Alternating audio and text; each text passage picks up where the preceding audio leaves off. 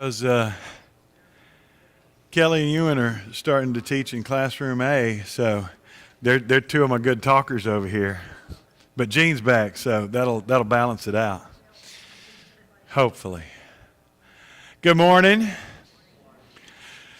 Sorry, we're running a little bit late this morning. I was running around. We got new teachers in our young adult class in classroom A over here, and Kelly and Ewan are jumping in on that, and so had to make sure they were set up. Everything's good to go.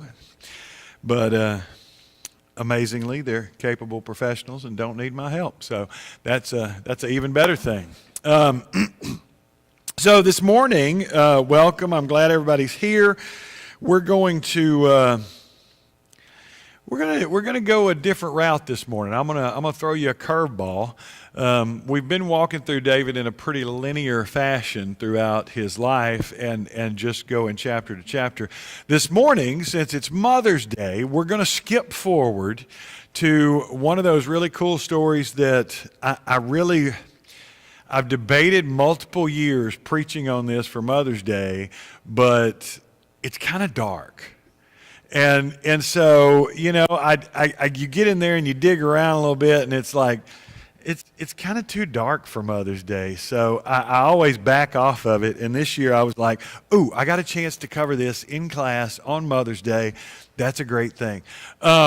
But this is, we're going to be in 2 Samuel chapter 21. So we'll come back to 9 and 10 where we were, but we're going to skip forward to 21. So bear with me, and you're going to have to jump with me a little bit to chapter 21. But this morning, you know, moms are what's on our mind. The mothers in our lives, whether it's our own mothers or the mothers of our children or whatever, and that's something we try to recognize every year. And it's hard because this is a hard day for a lot of people. You know, and you don't want to just blindly go in and do the yay, moms are great, because moms are great, and we want to celebrate that. But at the same time, you want to honor that there are some that this is a hard day for. You know, my mother passed away in beginning of November, and this is my first Mother's Day without her. And it's weird. And it's strange because, I mean, she was sick for a long time. She had been gone mentally for a long time, but it surprised me how strange it was for me. You know, that she's not physically there anymore. And you know, I debated doing a video of all the great things that moms tell us. I thought it'd be really fun to video a bunch of kids and ask them, what does your mom always say? And then include a bunch of us who are a little bit older, because you remember things that your mom always said. You know, your mom gave you those things. And now that I've started talking about it, put myself on the spot, I can't remember a single one of them. But you know what I'm talking about. I had a great video of this mom named Toya Graham.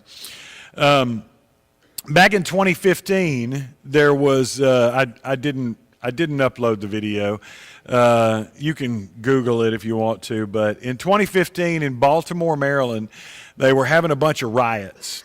And I don't even know the presenting issue or why they were rioting, but there were people out in the streets rioting, you know, and doing all this stuff. This mom, Toya Graham, gets word that her 16-year-old son is out there in this riot, in this protest. And she shows up looking for him. And she's checking all these people trying to find her son. He's wearing a black hoodie and a face mask and all this stuff. But you know, moms, you can't hide. And she finds him. And the video is amazing because she pulls him out of there and she is carrying him off and she's yelling at him and she's smacking him upside the head. She is giving it to him.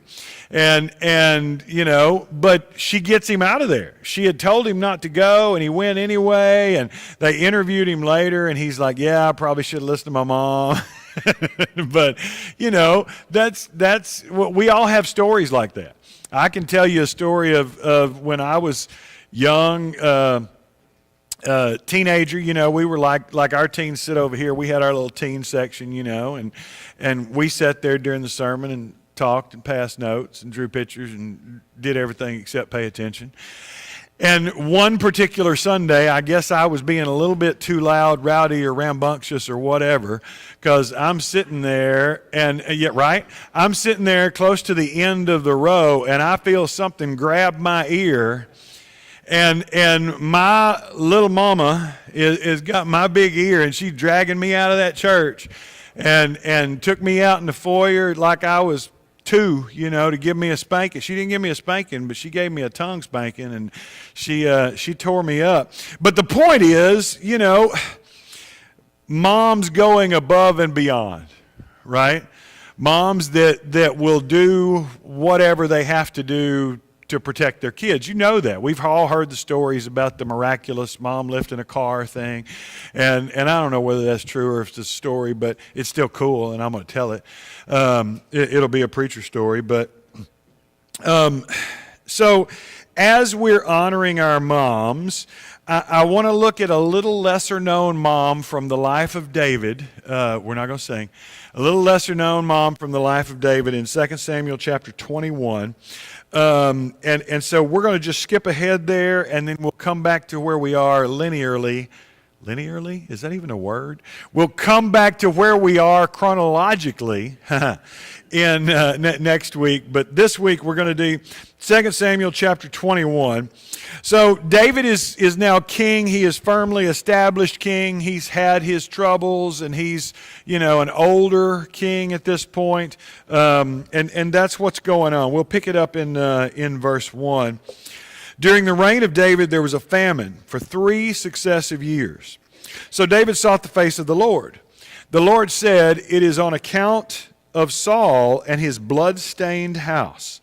It is because he put the Gibeonites to death." So David is king. He has a problem. There's a famine in the land. You're assuming a drought of some kind.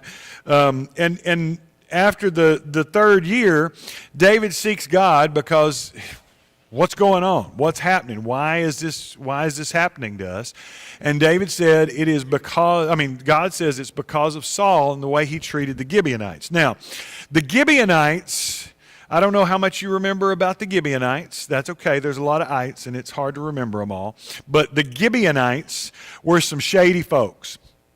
Way back in Joshua chapter 9, I believe it was. Let me confirm before I lie to you. Joshua chapter 9, the Gibeonites pull like one of the greatest cons in the Bible. These are the folks, and when I start telling the story, you're going to remember it, some of you, but the Gibeonites lived in the land of Canaan. They heard that Joshua and the Israelites, they heard about them crossing the Jordan, they heard about them destroying Jericho, they heard about all these things, and they get a little scared, get a little anxious. So they create this con. And they all get on their camels, donkeys, whatever, and they dress in these old raggedy clothes that are wore out. Their shoes got holes in them. Their sandals are falling apart. They get some moldy bread and put it in their packs. And they show up to Joshua and the Israelites, and they say, "Hey, we've come from a far-off land. And we've been traveling so long that our shoes are wore out, our bread's moldy. It took us a long way to get here, but we've heard how great you are, and we want to make a treaty with you." And Joshua and the Israelites, as most of us, are not immune to flattery. People show up, and we came all this way just because of how great you are. And you went, "Yeah, I guess you're right. I'm kind of great." And, and so they don't seek God. They don't ask God about this at all. They just say, "Well, let's see what you got." And they look at their shoes, and they look at their bread, and oh, yeah, looks like y'all came from a long way off. Let's make a treaty. And so they do. and they make this, the Bible calls it a covenant. We're not going to read the whole thing. Why not? Joshua chapter 9, verse 1 through 15. Let's just read that part. Now, when all the kings west of the Jordan heard about these things, the kings in the hill country and the western foothills and along the entire coast of the Mediterranean Sea as far as Lebanon, the kings of the Hittites, Amorites, Canaanites, Perizzites, Hivites, and Jebusites, they came together to wage war against Joshua and Israel. However, when the people of Gibeon heard what Joshua had done to Jericho and Ai, they resorted to a ruse. They went as a delegation whose donkeys were loaded with worn-out sacks and old wineskins, cracked and mended. They put worn and patched sandals on their feet and wore old clothes. All the bread of their food supply was dry and moldy. Then they went to Joshua in the camp at Gilgal and said to him and the Israelites, "We've come from a distant country. Make a treaty with us." The Israelites said to the Hivites, "But perhaps you live near us, so how can we make a treaty with you?" "We are your servants," they said to Joshua. But Joshua asked, "Who are you and where do you come from?"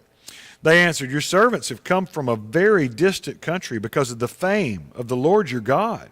For we have heard reports of him and all that he did in Egypt and all that he did to the two kings of the Amorites east of the Jordan, Sihon, king of Heshbon, and Og, king of Bashan, who reigned in Ashtaroth. And our elders and all those living in our country said to us, 'Take provisions for your journey and go and meet and say to them, we are your servants, make a treaty with us. This bread of ours was warm when we packed it at home on the day we left to come to you, but now see how dry and moldy it is. And these wineskins that were filled were new, but see how cracked they are, and our clothes and sandals are worn out by the very long journey.' The Israelites sampled their provisions, but did not inquire of the Lord. Then Joshua made a treaty of peace with them to let them live, and the leaders of the assembly ratified it by oath." So Joshua makes a covenant with the Gibeonites. Now, we've talked about this before. God is a God of covenant. What does that mean? What does it mean that our God is a God of covenant? We've talked about the importance of covenant throughout Scripture. We've talked about the Davidic covenant a couple of weeks ago. What does it mean that our God is a God of covenant?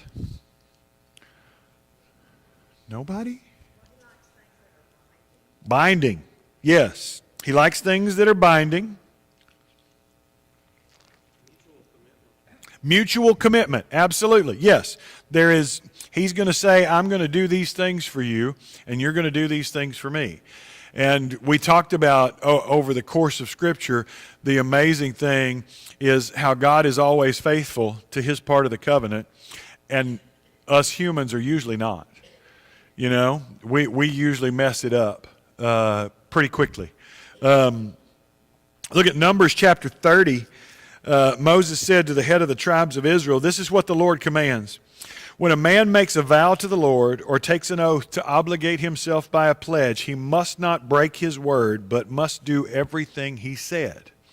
So this is not just God likes to make promises. This is something he expects of his people. He expects his people to be people of a covenant. He expects his people to honor their word. And the Gibeonites, even though they did it under false pretenses, have still made a treaty. And I think the big thing at the end, in verse 15 there, Joshua made a treaty of peace with them to let them live, and the leaders of the assembly ratified it by oath. And so now they're bound. I read you the Numbers passage. There's a couple of others in Deuteronomy that we could talk about as well, but that's not our point this morning. But the point is, God expects, if an oath is made, to hold that oath and to honor that covenant. And God is a God of covenant, and that's what he wants his people to be, a people of covenant. So that causes all kind of trouble. You read through Joshua, and you remember the story about Joshua and the battle and causing the sun to stand still. You remember that story? That was a direct result of the Gibeonite deception. Because what happens next is when all those tribes that were mentioned earlier, all the other ites, heard that the Gibeonites had made a treaty with them, now they go to attack the Gibeonites. And the Gibeonites send word to Joshua, come protect us. And Joshua's like, oh, what have I done? What have I gotten myself into? You know, I agreed to make a treaty with this people, and now I'm fighting 6 armies at the same time because I made a promise to these people under false pretenses. It's not even, I mean, they were lying to me. But God still expects him to honor that treaty. Now, as usual, God works things out even when we mess things up. And it works out for Joshua. Instead of having to go to the land of all those 6 or 7 other tribes, he gets to wipe them out all at once. and you know, it makes it a lot more expedient and efficient. But that's the battle where Joshua, you know, begs God to make the sun stand still so they can finish this thing while they've got them all here and wipe them out. But that's a direct result of that Gibeonite deception. Now, what was the treaty? Do you remember in Joshua 9 that we just read? That he was going to let them live. He's going to let them live. That's the treaty that he makes. Now, fast forward about 400 years, and Saul is being Saul. About 400 years in the future, Saul is being Saul, and we don't get the exact story. We just get an offhanded reference to it. But he decides the Gibeonites are a nuisance, and so he goes to massacre them, to destroy them. Now, it's really, I think, once again, that contrast. Remember, part of Saul's problem is that God told him to massacre the Amalekites, and he didn't. But now he's massacring people on his own that God never told him to massacre. You know, you see the dichotomy there. But he goes and kills all the Gibeonites he can find. Obviously, he didn't kill all of them because there's still some around. But he tries, and this is a direct violation of the covenant that Israel made with the Gibeonites some 400 years before.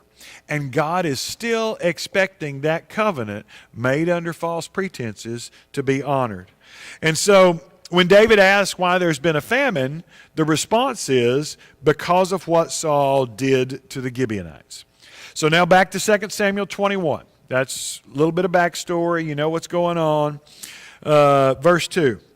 The king summoned the Gibeonites and spoke to them. Now, the Gibeonites were not a part of Israel, but were survivors of the Amorites. The Israelites had sworn to spare them, but Saul, in his zeal for Israel and Judah, had tried to annihilate them. That's all we get as to what actually happened. David asked the Gibeonites, "What shall I do for you? How shall I make atonement so that you'll bless the Lord's inheritance?" The Gibeonites answered him, "We have no right to demand silver or gold from Saul or his family, nor do we have the right to put anyone in Israel to death." "What do you want me to do for you?" David asked. They answered the king, "As for the man who destroyed us and plotted against us so that we have been decimated and have no place anywhere in Israel, let 7 of his male descendants be given to us to be killed and their bodies exposed before the Lord at Gibeah of Saul, the Lord's chosen one." So the king said, "I'll give them to you." And that took a turn. The Gibeonites don't want money. They don't want release from servitude. It'll say somewhere in there in that next 400 years that they lived as drawers of water and hewers of timber. They were servants. They were slaves. They don't ask for that. They want revenge. They want vengeance. And they demand the death of 7 of Saul's descendants. Now, some scholars will give you the idea that these young men were involved in the murder of the Gibeonites in the massacre. Bible doesn't say that. We have no evidence of that whatsoever. That's conjecture that somebody threw in. But David agrees to this. Okay, here you go. He handed them over to the Gibeonites, who killed them and exposed their bodies on a hill before the Lord. All 7 of them fell together. They were put to death during the first days of the harvest, just as the barley harvest was beginning. So Saul's 2 sons and 5 grandsons are hung as the Bible notes, or it will. My version had said exposed their bodies. It's some versions say hung. Anybody have something any different than that? That word that's rendered hanged or exposed or whatever can also be rendered impaled. Yeah, it gets even worse. You see why you can't preach this on Mother's Day. But it also could mean impaled, and so it very well could have been that, yeah, they're impaled. But the point is they made a show of it, right? They killed them and left their bodies hanging in the elements, exposed. They're executed because of the sins of their fathers, of their father. Now that'll preach right there. This is a powerful lesson even today, that the sins of the fathers can have consequences for future generations. Now, hear me, I'm not saying God's going to punish your kids because of what you do. That's not what I'm saying. But as we'll learn with David, as we'll learn throughout Scripture, there are consequences to sin. And most of the time, those consequences affect not just the person who is doing the action, but those that they love around them. And whatever sin you want to slide in there, generally, that's pretty true. Deuteronomy 24:16, God says, "Fathers shall not be put to death because of their children, nor shall children be put to death because of their fathers. Each one shall be put to death for his own sin." So God doesn't say, I'm going to punish your kids for what you've done. But what he does say, Exodus 20, verse 5, "For I, the Lord your God, am a jealous God, visiting the iniquity of the fathers upon the children to the third and fourth generation of those who hate me." Or Numbers 14:18, "The Lord is slow to anger and abundant in loving kindness, forgiving iniquity and transgression, but he will by no means clear the guilty, visiting the iniquity of the fathers upon the children to the third and fourth generation." So the question I want us to pause and talk about for just a minute is, how does this work? Because God says in Deuteronomy, your children aren't going to be put to death for the sins of the father. But yet he also says the iniquity of the fathers will be visited upon the third and fourth generation. How do we balance that? What does that mean? Does that sound like a contradiction, Gene? Well, I have an example, Jacob and Esau. Okay. Jacob and Esau and the birthright. Keep going. Unpack that a little bit more. Esau's birthright affected by giving it to Jacob. It affected everything for his family thereafter. Esau giving up his birthright to Jacob, I'm just repeating for everybody, affected everything for his family going forward. It's a very good example. I think in modern times we think about like addiction, right? If you're if you've grown up in the home of an alcoholic or a substance addict of any kind, it affects the children. It does. Babies are born that way. The culture of the home changes. I mean, the iniquity of the fathers still continues to affect the children.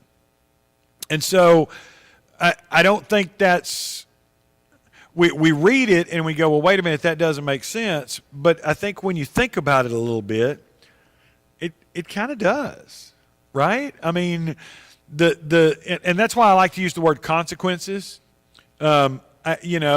Like later we're going to see David sin and he's going to come before God and repent, and God's going to forgive his sin. But there's still going to be consequences.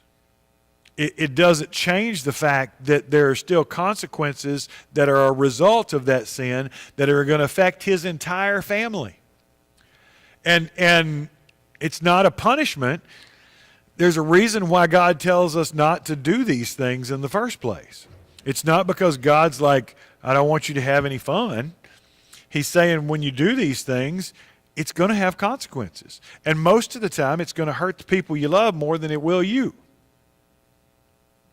Anybody else want to jump in on that? I realize I took it and ran with it, and I apologize. So you're wondering, what does all this have to do with Mother's Day, right? I mean, okay, there's... Isn't the inverse, to answer your question, didn't the inverse also come into play? Tell me what you mean by that. Okay, so, Hey, wait, let me repeat it for everybody. Gene said, doesn't the inverse also come into play? for example, the goodness of the parents, Train up a child in the way he should go. child in the way he should go. And my earliest memory that I can look back on in my whole life, I was a toddler. I think I was about 2 years old. Because my younger brother, who is almost 2 years younger than me, was an infant.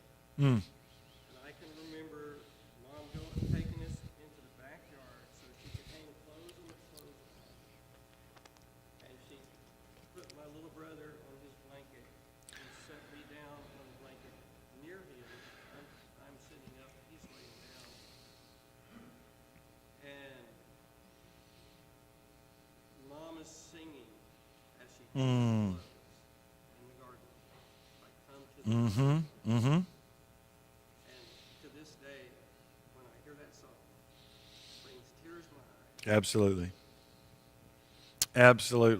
That Gene was telling about one of his earliest memories of his mother, and you're absolutely right. The inverse is true as well, and we all, I mean, the train up a child in the way he should go, and when he's old he won't depart from it. That's real, and so it's just like the iniquities have consequences. The righteousness also has, I guess, I don't want to use the word consequences because that sounds bad, but it's still good consequences. Let me get to the mother part, because now we're going to meet a woman named Rizpah. We've already met her once. Anybody remember Rizpah? You didn't know there was going to be a test. Rizpah at the beginning of 2 Samuel. No? Man. Right? I'm not one of those teachers who gives the test like a gotcha. The test is an example of did I teach it or not, and apparently I did not.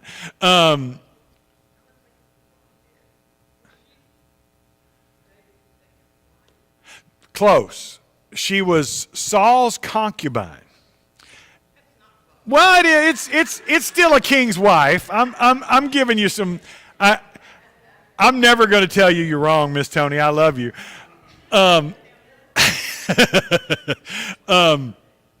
But she's Saul's concubine, and remember when Ishbosheth was king and Abner was trying to assume power, and he slept with Saul's concubine? It was Rizpah. And poor Rizpah is a victim in this whole thing. First of all, concubines aren't wives. They have a little more standing than a slave, but they're still slaves. Their job was to produce male heirs. That was all they were for. And really, a concubine did not get taken like like Pretty Woman, like a Julia Roberts movie, you know. A concubine, if the king was passing through and he saw your daughter and thought she was cute, if you're a commoner, you can't do anything for him. You're not going to give him a dowry. You're not going to give him any more prestige. She's not a princess. He'll just take her and she'll be a concubine. Wives were reserved for those who could build treaties between countries and who could provide financial gain for the king. If she didn't have anything to offer, she'd just be taken, and you couldn't do anything about it. And so poor Rizpah was just taken, right? And then she's Saul's concubine. She bears him 2 male heirs, which is good. She is now, elevated her status. She did her job. But then she becomes a pawn later on when Abner, when it says Abner sleeps with her, she didn't seduce him. She's taken again without her consent. So you got to get the picture of this woman. She's had a hard life. She has been victimized over and over and over. She did bear Saul sons, and so she does live for a time in that special station, of part of the king's harem. She's living in luxury. She's taken care of. But she's been a victim her whole life. She's once again a victim when her sons are executed for the sins of their father. We'll pick it up at verse 10 of 2 Samuel 21. Rizpah, daughter of Ai, took sackcloth and spread it out for herself on a rock.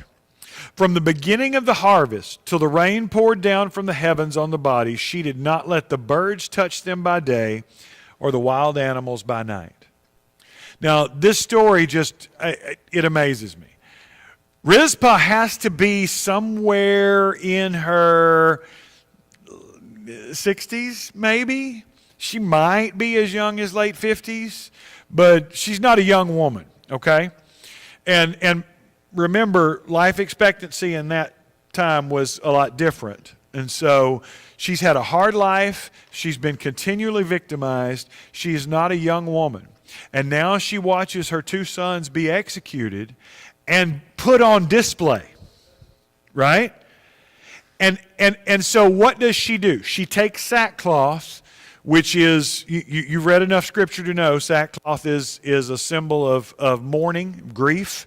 A lot of times they'll put on sackcloth. She puts down sackcloth. Some people think she makes a tent out of sackcloth. I don't know. But I mean, if you've worked any with sackcloth, it ain't gonna make a real good tent. It's pretty porous. But she puts down sackcloth on the rocks and stays out in the elements, keeping the wild animals and the buzzards off of her children's bodies. Now, from the beginning of the harvest till the rain poured down, that's a way of saying the entire barley harvest. 4 months minimum. Some people think it was maybe 5 or 6, but I'm going to go with the conservative number, 4 months. She lays out in the elements, not sleeping well, because at night you got to keep the hyenas and I don't know what all was out there. I'm saying hyenas. Hyenas aren't there, but I'm making that. But here you'd have the coyotes and whatever, the buzzards. In the day she's running them off. In the night she's running them off. She's not sleeping well, but she is out here protecting her children's bodies. And it's just a remarkable story about a mother, because you got to imagine the weight of this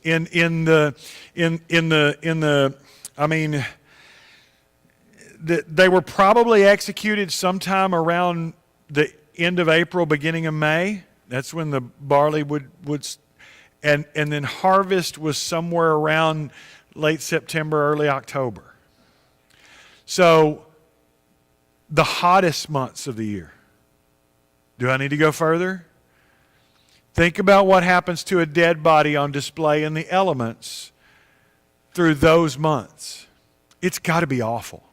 It's got to be disgusting. And you're watching this. She's living with this. She's protecting this as these bodies decay and things happen. I'm not going to go into more detail, but you got it. The stench alone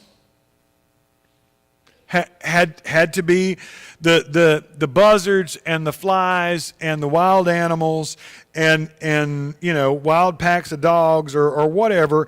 You can imagine the exhaustion that's plaguing her body, and we haven't even talked about the stigma, because they didn't have the internet, but people still talk. And there was a lot of people whispering about Crazy Rizpah. What's crazy? Have you seen Crazy Rizpah? She out there. You know what I'm saying? Crazy Rizpah is out there once again swatting flies and chasing off buzzards. This lady is nuts. She was probably shunned like an outcast. She is powerless in the eyes of the world. She's been with the king. She's been in a position of authority. She's had money and luxury and all that, but she's marginalized. Her husband was dead. Her sons are dead.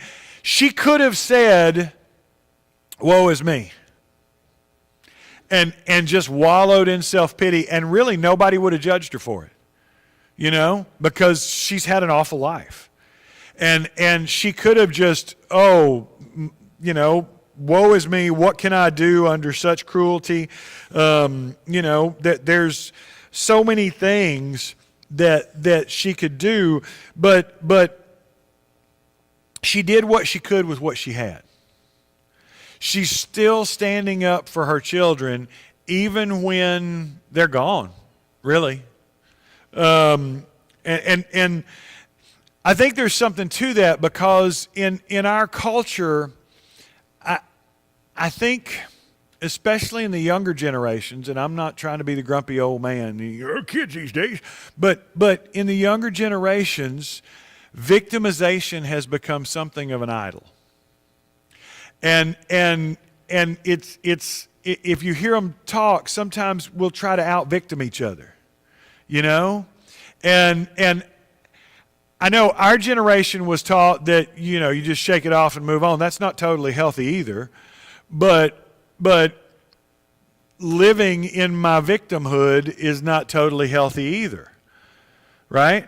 And so I think one of the questions I want us to address just for a minute, we're almost out of time, but how do we minister to our pain without wallowing in self-pity? Because I think we do have to recognize, I do think the younger generations do a better job of recognizing their mental health and their struggles like that than my generation.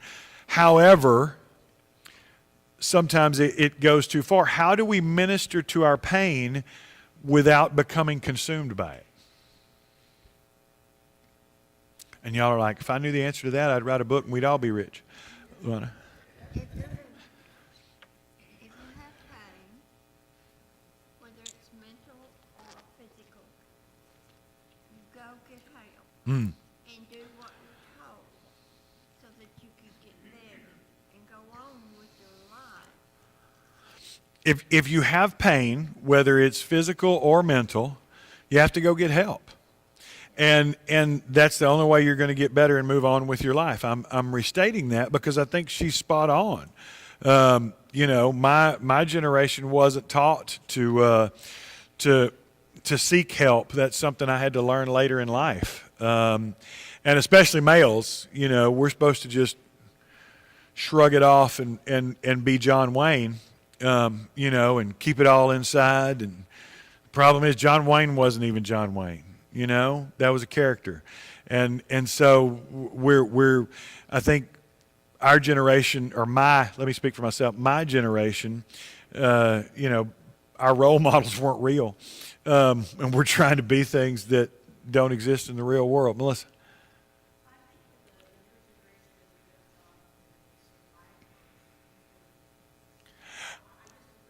Okay. No, that's fine. I'm totally happy with being disagreed with.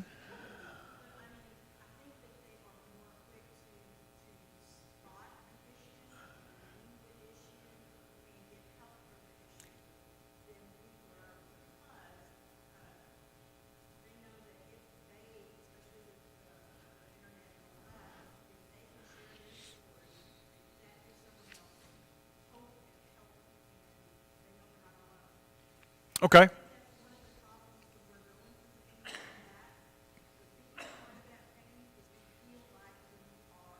Feel alone. Yeah. Oh, absolutely. Let me restate that for everybody. But Melissa said that she disagrees that younger generations, instead of victims, are better at being survivors. That they name whatever it is, they identify whatever it is, and they seek help, and then they're more apt to share their story to help others, not to feel so alone.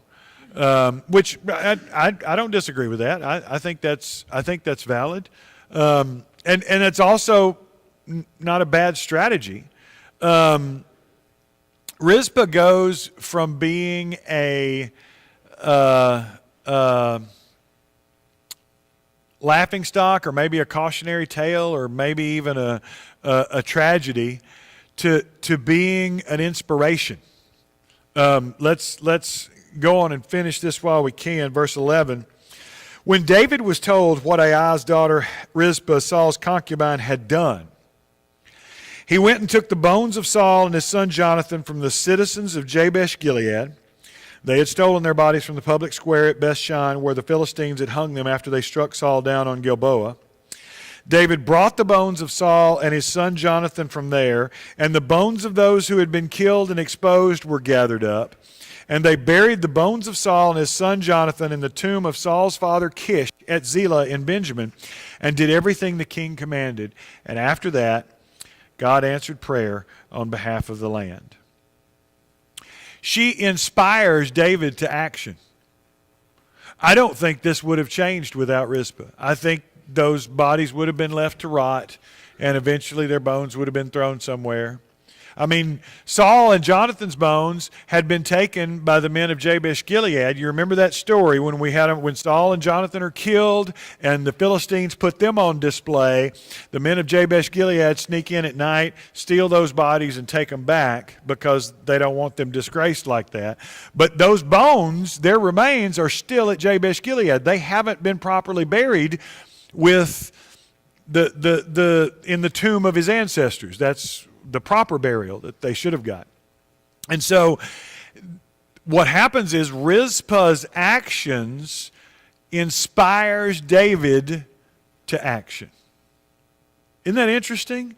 That David then takes not only the bones of these young men, of Rizpah's children, but also Saul and Jonathan's, and moves them all to give them a proper burial in the tomb of Saul's father. And because of Rizpah, God once again begins answering prayer on behalf of the nation. There's a lot of things we could talk about this. You see why it'll preach in a lot of different ways, because there's a lot of, moms who feel helpless and in a position where they can't do anything about their kids, and especially when they get to be adults, and how do I? But there's something there. There's something there about being a mom who inspires others, both in leadership and outside. There's I don't know, what else do you see? I want to hear from you, and not just give you my take as we're about to go into worship, and we're going to honor our mothers again. But every Mother's Day story is not flowers and sunshine. Some of them are like the story of Rizpah, but there still can be inspiration from that. There still can be the hand of God in that. Anybody else got anything you want to throw in there? What am I missing, or how did this speak to you this morning? Or maybe it didn't. Maybe it was just a long history lesson and you're bored, and that's okay too. If that's the case, Ewan and Kelly are starting a new class. I'm not kicking you out, but the young adult class in classroom A. Tana. It does not. And it's so frustrating, because she's one of these characters that just pops up, and we hear little bits and pieces about her, and then she's gone again. And there's a lot of them like that. And I'm like you. I want to know what happened next. I mean, how did she? But that's it. That's the last we hear of Rizpah in anything, is that she did this, and it doesn't say they all lived happily ever after. But I'm with you. I would like to know what happened to her. Where did she go? No?